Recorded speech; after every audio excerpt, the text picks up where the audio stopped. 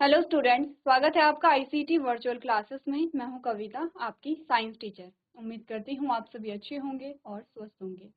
Class continue करेंगे अपना question paper, जिसमें हम बात कर रहे हैं 2024 के क्वेश्चन पेपर की, और कुछ क्वेश्चन हमने यहाँ पे सॉल्व कर लिए हैं। तो हम यहाँ पे स्टार्ट कर रहे थे बायो के क्वेश्चन, ठीक है, और जो कि हमने क्या किए हैं, मार्क किए हैं। तो जैसे कि आपको पहले भी बताया गया है कि जो जो क्वेश्चन हमने मार्क किए हैं वो क्वेश्चन आप यहाँ पे सॉल्व करेंगे। अब कंफ्यूज नहीं होना है यहाँ पर हिंदी इंग्लिश में, क्योंकि ये जो आपका क्वेश्चन हिंदी में है यही आपका इंग्लिश में ट्रांसलेट करके दिया गया है। ठीक है, क्लियर है। क्वेश्चन नंबर 1 में आपके पास 4 क्वेश्चन आए थे, वो आपने सॉल्व कर लिए हैं। क्वेश्चन नंबर 2 में आपके पास बायो का कोई क्वेश्चन नहीं आया था, ठीक है। उसके बाद क्वेश्चन नंबर 3 में आपको होमवर्क में दिया गया था। क्वेश्चन नंबर 4 में आपके 2 पॉइंट्स आए थे। क्वेश्चन नंबर 5 में भी आपके 2 पॉइंट्स आए थे। आज हमें पढ़ना है यहाँ पर कंकाल तंत्र के बारे में। कंकाल, ठीक है, हमारे पास आया था सही मिलान कीजिए। सही मिलान में हमने कहा कि हमारे पास दो हैं जो कि हमारे बायो से रिलेटेड है। एक तो है तिलचट्टा, जिसे आप कॉकरोच कहते हैं, ठीक है। अब तिलचट्टे या कॉकरोच को अलग अलग लोकल लैंग्वेज में अलग अलग चीजें कहा जाता है। कॉकरोच आप सभी रिलेट कर पा रहे होंगे, ठीक है, सभी ने कॉकरोच को देखा होगा। और नेक्स्ट है मछली, यानी कि फिश। फिश भी सभी ने देखी है, अगर एक्चुअल में नहीं देखी है तो फोटो में देखी होगी, वीडियो में देखी होगी। और यहाँ पे आपने क्या देखा होगा, मैक्सिमम जो बच्चे हैं वो फिश को खाते भी होंगे, तब तो आपने देखा ही होगा फिश को, ठीक है। आपको क्या करना है, इनका मिलान करना है। अब देखा, तिलचट्टा जो है वो बाह्य कंकाल से संबंधित है, ठीक है, जिसे हम क्या कहते हैं, आउटर स्केलेटन कहते हैं। और मछली जो है वो गलफड़े यानी कि गिल से रिलेटेड है, ठीक है। किससे रिलेटेड है? गिल से रिलेटेड है। हमने कहा था कि हम इस क्वेश्चन का आंसर हमने कर लिया है, लेकिन अगर क्या हो, अगर अगला जो क्वेश्चन पेपर है उसमें आपसे पूछा जाए कि कंकाल किसे कहते हैं, कंकाल क्या होता है, क्या आंसर देंगे आप? कंकाल के क्या कार्य होते हैं? या जो गलफड़े हैं, गलफड़े मछली से संबंधित किस प्रकार से हैं? हमने ये तो बोल दिया है कि जो कॉकरोच है, जो तिलचट्टा है, उससे संबंधित बाह्य कंकाल होता है, लेकिन किस प्रकार होता है, क्या होता है, इसके बारे में हमें बात करनी है, ठीक है। तो चलिए, हमें पढ़ना है सबसे पहले स्केलेटल स्केलेटन सिस्टम।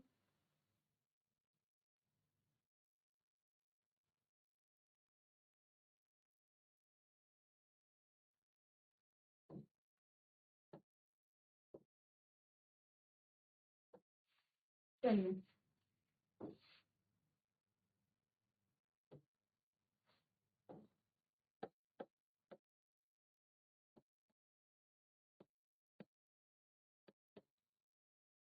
इसको हम कहते हैं कंकाल तंत्र,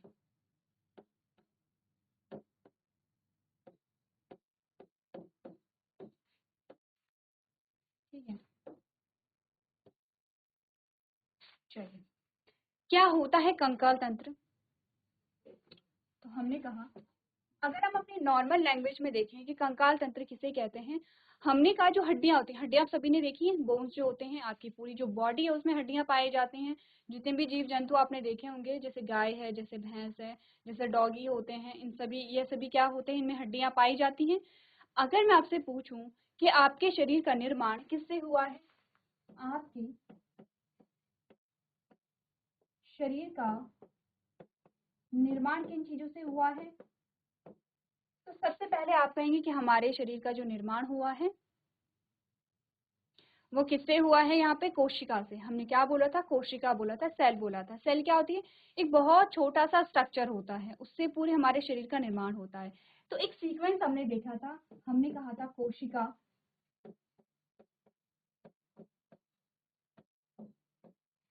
कोशिका से बनते हैं ऊतक, ऊतक से बनते हैं अंग, अंग से बनते हैं अंग तंत्र, अंग तंत्र से बनता है शरीर, ठीक है। एक तो आप ये जो लाइन डायग्राम है इसे ध्यान रखिए, ठीक है, ये पूरा लाइन डायग्राम है। अब हमने कहा कि जब हम बात करते हैं कोशिका, और कोशिकाओं से ही बनते हैं ऊतक, ठीक है, कोशिकाओं से क्या बनते हैं, ऊतक बनते हैं। इन ऊतक में दो चीजें आप पढ़ते हैं, क्या क्या पढ़ते हैं? एक तो आप हड्डी पढ़ते हैं, हड्डियां, और एक आप पढ़ते हैं मांसपेशियां,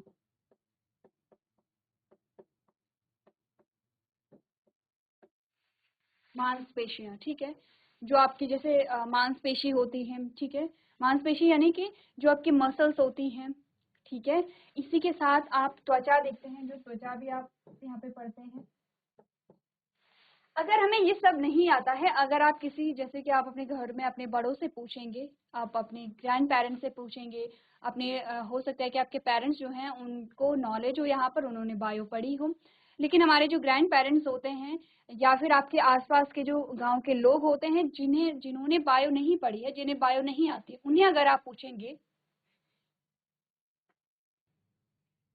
तो अगर आप किसी ऐसे व्यक्ति से पूछेंगे जिसे बायो नहीं आती है कि हमारा शरीर किन चीजों से मिलकर के बना है, उसका आंसर क्या होगा? उसका आंसर होगा हड्डियों से मिल करके, मांसपेशियों से और त्वचा से, है ना। ठीक है, तो हमने कहा हमें कितना पता है अपने शरीर के बारे में कि हम हमारे शरीर में क्या क्या होती है। हड्डियां होती हैं, हमारी त्वचा है, और हमारा क्या होता है जिसे मांस कहते हैं। जनरली आप क्या कहते हैं जिसे मांस कहते हैं, तो एक्चुअली में वो होती क्या है, मांसपेशियां होती हैं। तो हमने कहा हमारा शरीर बना है हड्डियों से मिलकर के और मांस से मिलकर के, ठीक है। मांस को हम क्या कह रहे हैं, मांसपेशियां कह रहे हैं, ठीक है। हमारे शरीर का निर्माण इससे हुआ है। अब हमारे शरीर में एक या दो हड्डी नहीं होती है, कितनी हड्डियां होती है हमारे पूरे शरीर में? 206 हड्डियां होती हैं।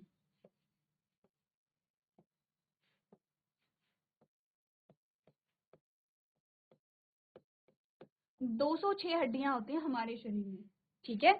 और ये 206 हड्डियां क्या होती हैं, एक नियमित रूप से व्यवस्थित रहती हैं, एक सीक्वेंस कहिए आप, एक पैटर्न कहिए, ठीक है। सीक्वेंस अच्छा, एक पैटर्न कहिए।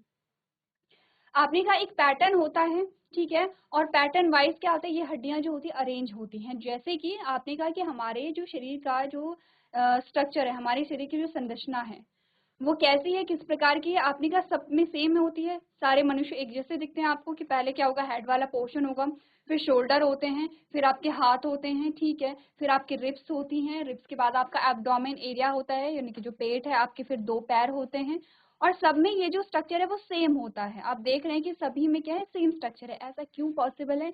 क्योंकि आपने कहा जो आपकी हड्डियां होती हैं वो नियमित रूप से व्यवस्थित होती हैं। तो आपने कहा कैसे आप डिफाइन करेंगे यहाँ पर, ये मैं हटा दूं। देखिए इसमें क्या है, शरीर का निर्माण अगर आप किसी बायो स्टूडेंट से कहेंगे कि हमारे शरीर का निर्माण किससे हुआ, आपने कहा हमारे शरीर का निर्माण बहुत सारी कोशिकाओं से हुआ है, जो मिलकर के ऊतक बनाती हैं, बहुत सारे ऊतक मिलकर के अंग बनाते हैं, और बहुत सारे अंग मिलकर के अंग तंत्र बनाएंगे। अंग तंत्र से क्या होता है, शरीर का निर्माण होता है, ठीक है।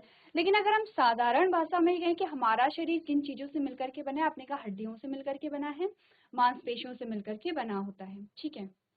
यानी पहले हड्डियां होंगी, उनके बाहर मांसपेशियां लगी होंगी, और आप अपने शरीर को देख रहे हैं। तो जैसे कि अगर हमें चोट लगती है तो सबसे पहले हमारी स्किन फटती है, ठीक है, स्किन पे चोट लगती है हमारा, उसके बाद हमारा क्या आता है, मांस आता है, मांस के अंदर क्या आता है, हमारी हड्डियां आती हैं। तो इतना आपको क्लियर है कि हमारा शरीर किन चीजों से मिलकर के बना है। अब अगर मैं आपसे कहूँ कि कंकाल तंत्र की क्या डेफिनेशन है, तो हमने क्या बोला, हमने कहा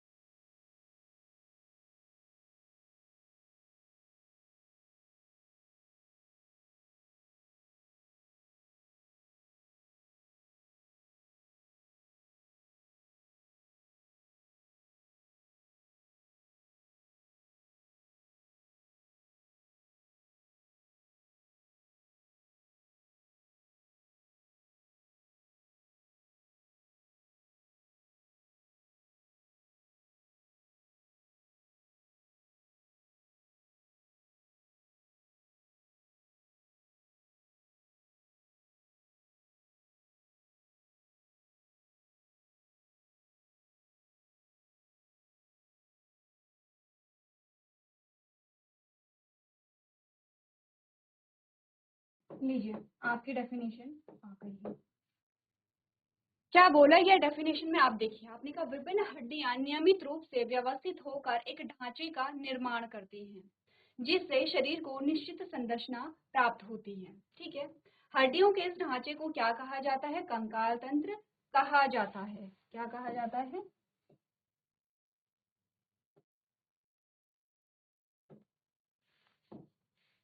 कहा जाता है। ठीक है, क्लियर है इतनी बात? क्या बोला जाता है? विभिन्न हड्डियां क्या होती हैं? नियमित रूप से व्यवस्थित होकर एक ढांचे का निर्माण करती हैं। ठीक है, हमारे शरीर में कितनी हड्डियां होती है? 206 हड्डियां होती हैं। अब ये 206 हड्डियां एक दूसरे से क्या होंगी? अटैच होंगी। जैसे कि देखिए, जैसे कि हमने क्या बात की है, हमने यहाँ पर बोला है ये हमारा हाथ है, हमारी हथेली है। हमारी हथेली में बहुत सारी हड्डियां होती हैं। आप हथेली की बात बाद में करेंगे, पहले हम एक फिंगर की बात करते हैं। अब जहां से ये फिंगर क्या हो रही है? फोल्ड हो रही है, उतनी प्रकार की हड्डियां हैं। जैसे एक हड्डी यहाँ पर है, फिर एक इस वाले रीजन में है, फिर एक इस वाले रीजन में है। तो अलग अलग हड्डियां मिल करके एक फिंगर का क्या कर रही हैं? निर्माण कर रही हैं, फॉर्मेशन कर रही हैं। ठीक है, तो हड्डियां क्या है? यहाँ पे व्यवस्थित हुई हैं, एक दूसरे से जुड़ी हुई हैं। वैसे ही आप अपना फेस देखिए, तो फेशियल बोन जो हमारे चेहरे में हड्डियां होती है, आपने पढ़ा था, हमने कहा कितनी होती है? 14 हड्डियां होती हैं। ठीक है, जैसे एक बोन तो ये होती है। ठीक है, एक आपका लोअर जॉ होता है, एक आपका अपर जॉ होता है, आपके यहाँ पे नाक की बोन होती है, आपके बीच में नोज यहाँ पे क्या होती है? बोन होती है। ये आपका क्या है? एक बोन होती है। तो आपने कहा कि ये सारी जो बोन है अलग अलग, ये अलग बोन है, ये अलग बोन है, ये अलग बोन है, ये अलग बोन है, ये अलग बोन है। आपके नाक की हड्डियां अलग होती हैं। ठीक है, आपके कान में क्या होती हैं? हड्डियां अलग अलग होती हैं, जो 3 हड्डियां होती हैं। तो हमने कहा अलग अलग हड्डियां मिल करके एक दूसरे से जुड़ती हैं, नियमित रूप से व्यवस्थित होती हैं और एक ढांचा बनाती हैं, एक कंकाल तंत्र बनाती हैं, एक कंकाल बनाती हैं। ठीक है, हमने कहा अलग अलग हड्डियां आपस में जुड़ करके एक ढांचा बनाती हैं। इस ढांचे को हम क्या कहते हैं? कंकाल तंत्र कहते हैं। कंकाल तंत्र का मतलब होता है इसमें अभी हड्डियां, इसमें अभी मांसपेशियां नहीं जुड़ी हैं। जब इस कंकाल तंत्र में, जब आपने कहा इस कंकाल तंत्र के साथ मांसपेशी जुड़ जाती है या मांसपेशियां जुड़ जाती हैं,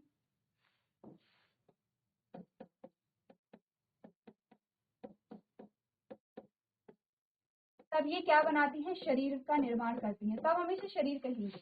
अगर सिर्फ हड्डियां, हड्डियों का ढांचा हमारे पास है तो उसे हम क्या कहते हैं? कंकाल तंत्र कहते हैं।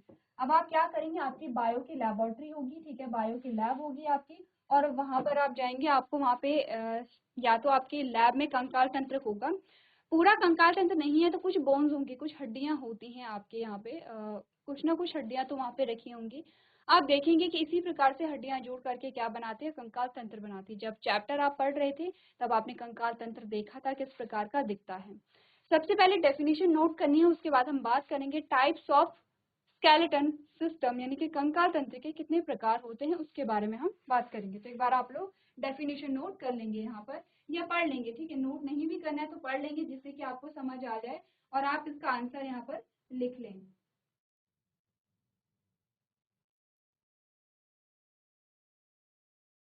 चलिए अब बात करते हैं यहाँ पर कंकाल तंत्र के कितने प्रकार आपके पास आते हैं। तो आपने कहा नेक्स्ट हमारे पास आएगा टाइप्स ऑफ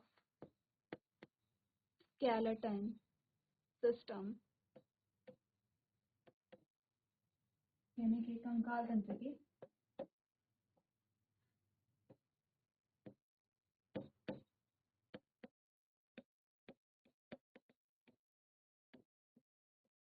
कार्य।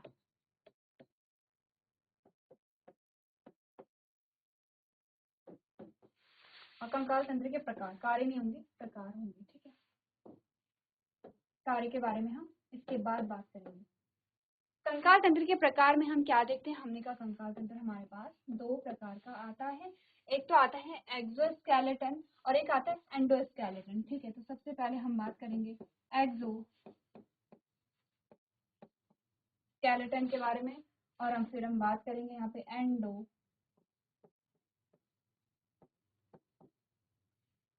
के बारे में। एक्सोस्केलेटन का मतलब होता है बाह्य कंकाल,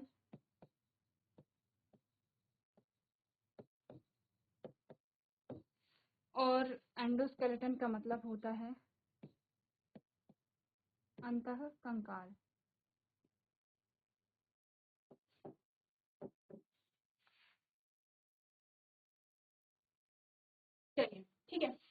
बाह्य कंकाल का मतलब होता है क्या, यहाँ पर सबसे पहले हमने कहा कि जो हड्डियों का ढांचा होता है। अगर आप अपने शरीर को देखेंगे तो क्या, अगर आप किसी सामान्य मनुष्य को देखते हैं, क्या आपको उसका कंकाल तंत्र दिखता है, आपको उसकी हड्डियां दिखती हैं? अब आप ऐसा नहीं कहेंगे कि आपने फील किया, आपको फील हुआ कि हाँ ये हड्डी है। हम फील की बात नहीं कर रहे हैं, हम देखने की बात करें। क्या आपको देख के पता चला कि ये जो कंकाल तंत्र है, इसके कंकाल तंत्र कैसा दिखता है, इसकी हड्डियां कैसे दिखती हैं? आपने कहा नहीं। अगर हमें कंकाल तंत्र देखना है तो हमें मांसपेशियां हटा, सबसे पहले स्किन हटानी पड़ेगी, मांसपेशियां हटानी पड़ेगी, तब जाके हम क्या देख सकते हैं, कंकाल तंत्र को देख सकते हैं। इसका मतलब क्या हुआ, कंकाल तंत्र क्या है, अंदर है, उसके बाहर मांसपेशियां हैं। इस प्रकार के कंकाल तंत्र को हम अंतः कंकाल, एंडोस्केलेटन कहते हैं।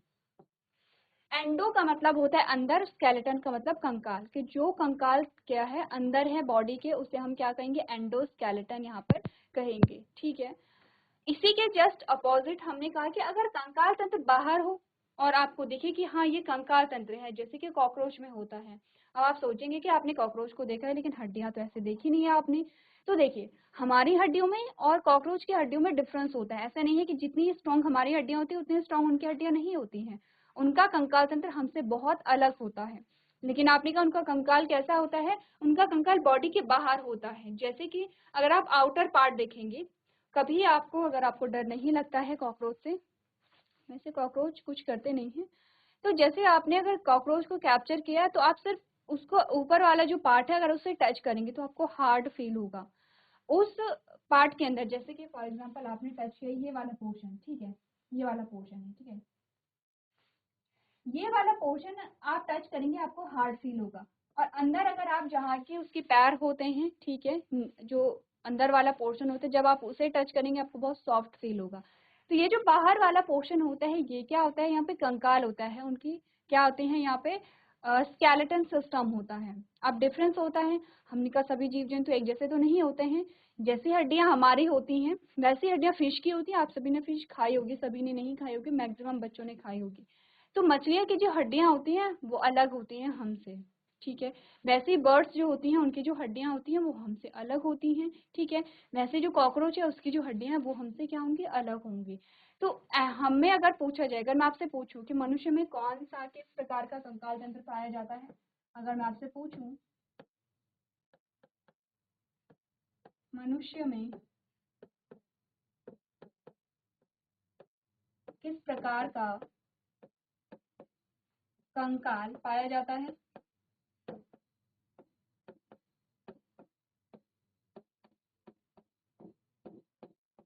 आपके पास एक ऑप्शन है ये और आपके पास दूसरा ऑप्शन है ये। बताइए कौन सा कंकाल पाया जाता है, जल्दी से देखिए।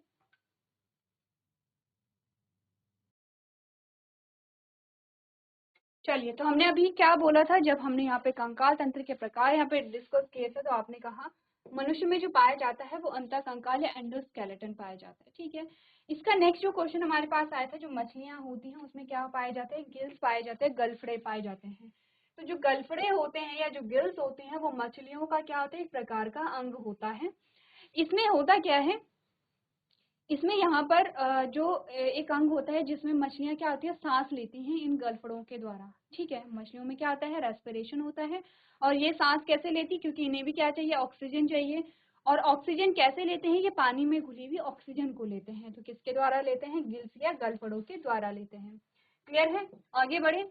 आगे आपके पास आता है क्वेश्चन नंबर 8, और क्वेश्चन नंबर 8 आपके पास बहुत अच्छा क्वेश्चन है। क्या बोला गया है, सरसों के पौधे का सुंदर नामांकित चित्र बनाइए, ठीक है। Draw a well label diagram of mustard plant. आपके लिए होमवर्क में है ये क्वेश्चन। और आपको क्या करना है, आप सभी ने मस्टर्ड प्लांट देखा होगा। सबसे पहले तो जो सरसों का पौधा होता है वो कब बोया जाता है, आपने कहा वो विंटर के सीजन में बोया जाता है, सर्दियों में बोया जाता है। और विंटर सीजन के एंड में क्या होता है, सरसों का पौधा काटा जाता है। जैसे आजकल सरसों के पौधे हो रखे होंगे, ठीक है। सरसों के पौधे को अब आपने करना क्या है, सरसों के पौधे को लेकर के आइए और उसको आप क्या करेंगे, ड्रॉ करेंगे। हम सबसे पहले इसी क्वेश्चन को यहाँ पर करेंगे। अब नेक्स्ट हमारा लेक्चर होगा, सबसे पहले मैं यहाँ पे आपको सरसों का पौधा यहाँ पे ड्रॉ करके दिखाऊंगी। आपको ये देखना है कि जो पौधा आपने ड्रॉ किया है, जो पौधा यहाँ पर ड्रॉ करके दिखाया गया है, वो उसमें क्या क्या सिमिलैरिटी है, ऐसे कौन से पार्ट्स हैं जो आपने वहाँ पे नहीं लिखे हैं, ऐसे कौन से पार्ट्स हैं जो आपने नहीं बनाए हैं। आपको सारे पार्ट्स बनाने हैं। ध्यान रखिए, सिर्फ फूल की बात नहीं की गई है, पूरे पौधे की बात की गई है। पौधे का मतलब होता है आप रूट सिस्टम भी बनाएंगे, आप शूट सिस्टम भी बनाएंगे। ठीक है, क्लियर है इतना? तो ये क्वेश्चन आपके होमवर्क में है, और क्योंकि ये क्वेश्चन आपको इसलिए दिया जा रहा है क्योंकि सरसों के पौधे आजकल हो रहे हैं। हो सकता है कि आपको फूल ना दिखे उनमें, लेकिन इससे पहले आपने फूल देखे हैं, आपको पता है फूल कैसे होते हैं उसके। तो आपको यहाँ पर क्या करना है, सरसों के पौधे को बनाना है, उसके फूल आपको पता है। आप एक वेल लेबल डायग्राम बनाएंगे, यानी कि सारे भागों के नाम लिखेंगे।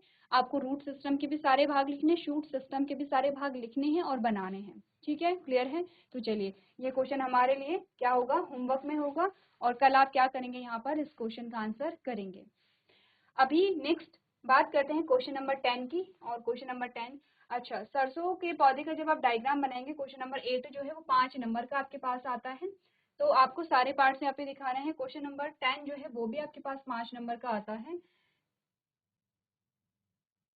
अच्छा, क्वेश्चन नंबर 9 भी आपका बायो का क्वेश्चन है, जिसमें कहा गया सजीव वस्तुओं के लक्षण की सूची बनाइए। ये भी आपका बायो का क्वेश्चन आता है, ये भी 5 नंबर का है। तो हमारे पास कौन कौन से क्वेश्चन है जो हमें सॉल्व करने हैं? क्वेश्चन नंबर 8 है, क्वेश्चन नंबर 9 है, क्वेश्चन नंबर 10 है, क्वेश्चन नंबर 11 है, क्वेश्चन नंबर 12 है।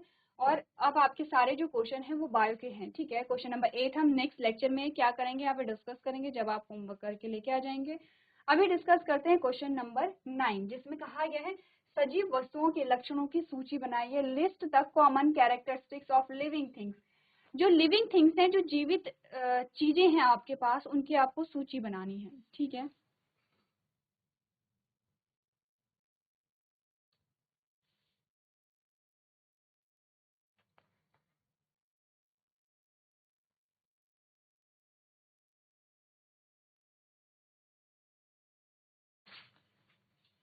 क्वेश्चन क्या बोला गया है?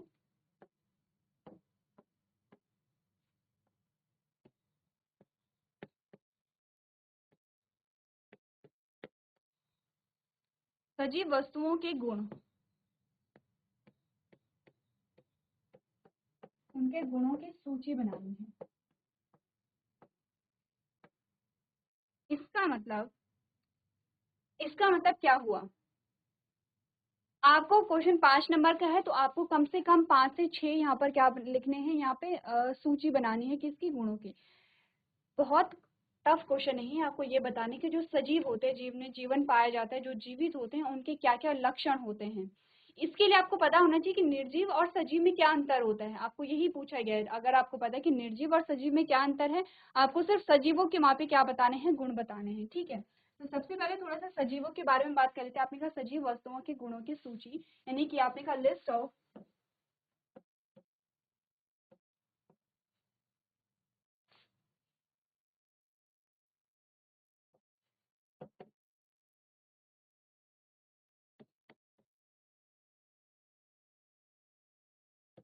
Of living organism, of living things और ऑर्गेनिज्म।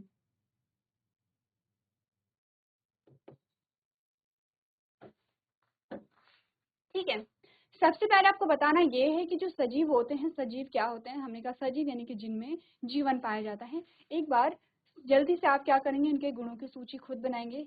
ठीक है, देखते हैं आपको कितने कैरेक्टर आते हैं, या आप कितना बता पाते हैं कि सजीवों के क्या क्या गुण यहाँ पर होते हैं।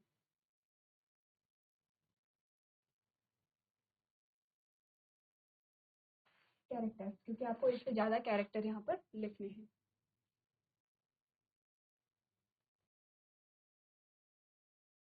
चलिए, तो हमने बोला सजीवों के क्या गुण होते हैं। अगर आपको इसका क्वेश्चन, इस क्वेश्चन का आंसर नहीं आया है, तो आप ये देखेंगे आपके क्या क्या गुण हैं, आप वो क्या क्या चीजें करते हैं जो आपके घर में एक टेबल, आप एक चेयर नहीं करता है, या फिर आपने कहा एक पत्थर नहीं करता है, या फिर आपने कहा जो आपका घर नहीं करता है।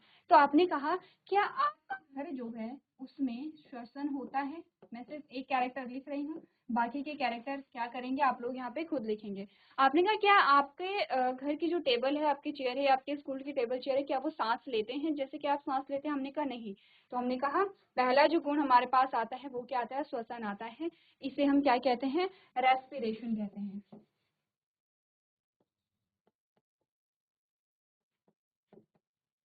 ठीक है। फिर आपने कहा कि अगर हम और कैरेक्टर देखें, हमने कहा कि आप खाना खाते हैं, और हमने कहा ठीक है हम तो खाना खाते हैं, लेकिन आपके घर की जो टेबल है या चेयर है या आपका जो घर है, क्या वो खाना खाता है? हमने कहा नहीं, खाना नहीं खाता है। इसके अलावा आपने कहा कि आपके जो टेबल चेयर हैं, या कोई भी आप एग्जांपल ले लीजिए, जैसे हमने बोला था बायोटिक और एबायोटिक कंपोनेंट होते हैं, ठीक है। हमने कहा बायोटिक कंपोनेंट में प्लांट्स आते हैं, एनिमल्स आते हैं, माइक्रो ऑर्गेनिज्म आते हैं, और जो निर्जीव होते हैं, एबायोटिक होते हैं, उसमें आपके सारे इसके अलावा एग्जाम्पल आ जाते हैं। आपने कहा श्वसन हो गया है, पाचन हो गया है, ठीक है, उत्सर्जन यहाँ पर हो गया है। आपने कहा आप बोलते हैं, ठीक है, वो भी एक क्या है, लिविंग का कैरेक्टर। आपने कहा आप चलते हैं, वो भी क्या है कि लिविंग का कैरेक्टर है। तो ये सारे क्या होते हैं, कैरेक्टर होते हैं। आप में वृद्धि और विकास होता है। तो आपके घर में जो टेबल चेयर है उनकी वृद्धि विकास नहीं होती है, ठीक है। तो ये सारे क्या हैं, आपने कहा गुण होते हैं सजीवों के। आप एक लिस्ट यहाँ पर बनाएंगे, और कितनी आपने लिस्ट बनाई, आप मैक्सिमम लिख सकते हैं, जितनी भी आपको चीजें याद आ रही हैं आप उतनी चीजें यहाँ पर लिख सकते हैं, ठीक है। तो इसके अलावा आपके लिए होमवर्क में क्या है, यहाँ पर आपको सरसों के पौधे का चित्र बना करके लेके आना है, जिसे हम नेक्स्ट लेक्चर में यहाँ पर डिस्कस करेंगे। तो आज के सेशन में हम इतना ही करेंगे। अभी तक क्लास में बने रहने के लिए आपका धन्यवाद।